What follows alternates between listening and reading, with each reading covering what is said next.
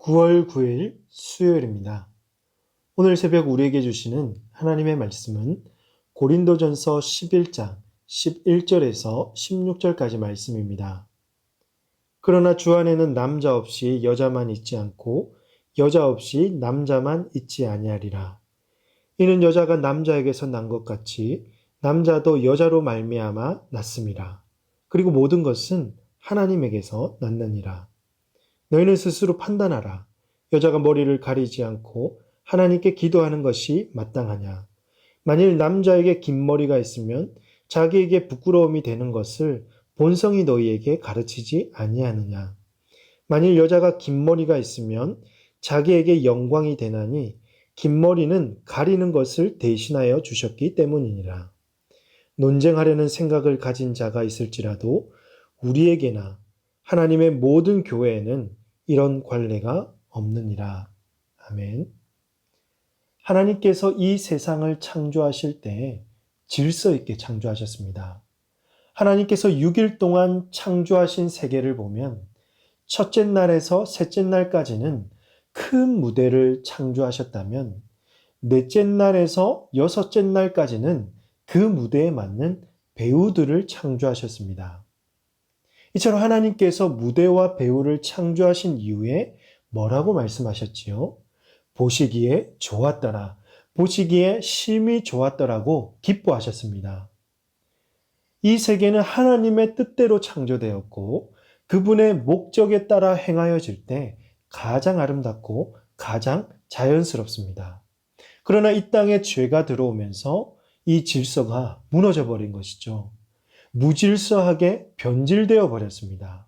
인간들은 하나님의 뜻을 무시하고 스스로 만들어낸 자칭 아름다움을 추구하면서 자연스러움이 깨어지고 모든 관계가 무너지게 된 것입니다.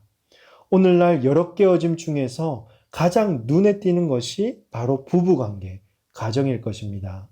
질서가 무너진 가정은 관계가 깨어지고 서로 존중하지 않아서 결국 가정이 깨어집니다. 자녀들이 올바르게 자라지 못하면서 가정과 학교에서 적응하지 못하고 가정의 문제가 결국 사회 전반적인 문제로 이어지는 것입니다. 그래서 저는 오늘 주신 말씀을 통해서 하나님께서 창조하신 질서를 돌아보고 이 질서가 회복되기를 간절히 원합니다.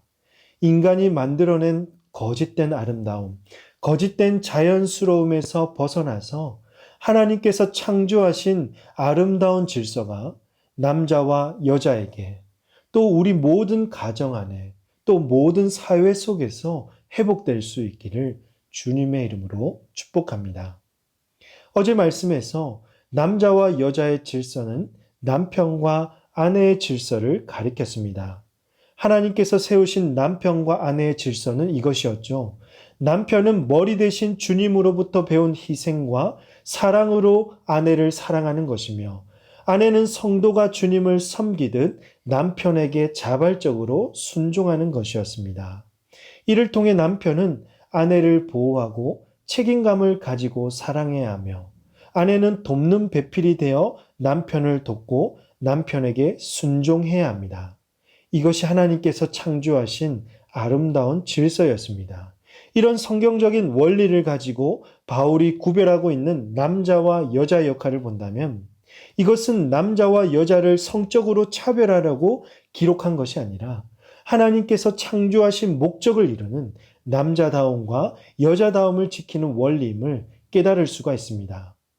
8절에서 여자가 남자에게서 나왔고 9절에서는 여자가 남자를 위하여 지음받았고 10절에서는 여자가 남자의 권세 아래 있는 표시로 머리에 수건을 써야 한다고 해서 여자는 무조건 남자 아래에 있고 여자는 남자의 권위에 무조건 굴복해야 한다는 말씀이 아니었습니다. 또한 남자는 이 말씀을 인용하면서 여자를 비하하거나 지배의 대상으로 보거나 함부로 행해도 되는 약자로 생각해서도 안 되었습니다. 오늘 본문 11절과 12절 말씀을 보시면 그러나 주 안에는 남자 없이 여자만 있지 않고 여자 없이 남자만 있지 아니하리라. 이는 여자가 남자에게서 난 것 같이 남자도 여자로 말미암아 났음이라. 그리고 이 모든 것은 하나님에게서 낳느니라고 했습니다.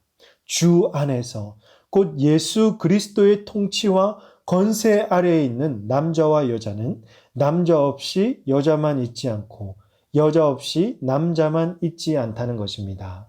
여러분이 잘 아시듯이 여자는 남자의 갈빗대 하나를 취해서 나왔고 남자는 여자의 뱃속에서 나왔습니다. 그리고 이 모든 것은 누구에게 났다고 하죠? 하나님에게서 났다는 것입니다. 정리해보면 주 안에서 통치를 받는 남자와 여자는 서로 동등한 존재이며 모두 존귀한 하나님의 자녀입니다. 남자가 우월하다고 남자만 필요하거나 남자가 여자에게서 나왔다고 여자만 필요하다는 말씀이 결코 아닙니다. 남자와 여자는 하나님께서 창조하신 피조물로서 그 누구도 우월한 존재가 없으며 모두 다 하나님을 의존해야 하는 존재입니다. 이 존재 안에서 남자와 여자에게 주신 역할을 잘 지키며 서로 사랑하고 서로 존중하며 순종할 때에 진정으로 아름다운 존재가 되며 아름다운 관계 속에서 행복한 가정을 세워나갈 수가 있는 것입니다.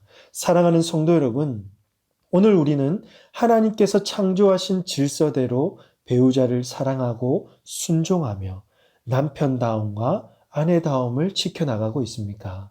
남편은 아내를 정말 사랑하며 책임감을 가지고 가정을 지키고 계시며 아내는 남편에게 순종하며 품위를 가지고 가정을 섬기고 계십니까? 여러분, 가정마다 이 질서를 지켜내는 것이 참으로 중요한데요. 문제는 이게 참 쉽지가 않다는 것이죠. 무능하고 집안일을 잘 도와주지 않는 남편을 보면 아내의 마음에 순종하고 싶은 마음이 사라지고 품위 없이 억세고 큰 소리 치는 아내를 보면 남편의 마음에 사랑하고 싶은 마음이 사라집니다. 각자의 역할을 제대로 못하면 서로 돕고 의존해야 하는데 오히려 상대방을 구박하고 다투고 성격 차이라는 이유로 심지어 갈라서기까지 합니다. 그것을 지켜보는 자녀들은 남자와 여자의 역할, 남편과 아내의 역할을 제대로 알지도 못하고 보지도 못해서 역할의 충돌이 일어나며 가정에서 부모들이 한 그대로 대물림 현상이 일어나는 것입니다.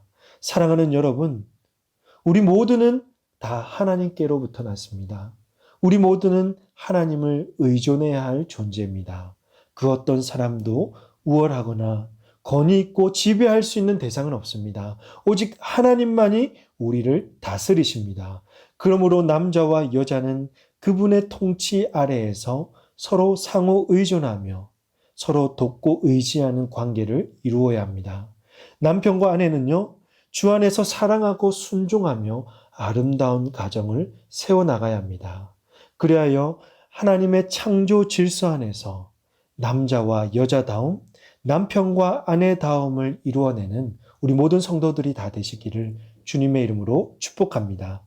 이어지는 13절에서 16절까지 말씀은 세상으로부터 부자연스러운 것들이 들어온다 할지라도 사람의 본성 안에서 자연스러운 일들에 반응하는 것들이 있으며 그 자연스러움을 추구하자는 바울의 권면입니다. 13절에서 여자가 머리에 수건을 쓰고 기도하는 것은 말해주지 않아도 다 아는 것이며 또 14절과 15절에서는 남자가 짧은 머리를 하고 여자가 긴 머리를 하는 것은 본성적으로 자연스러운 일이라는 말입니다.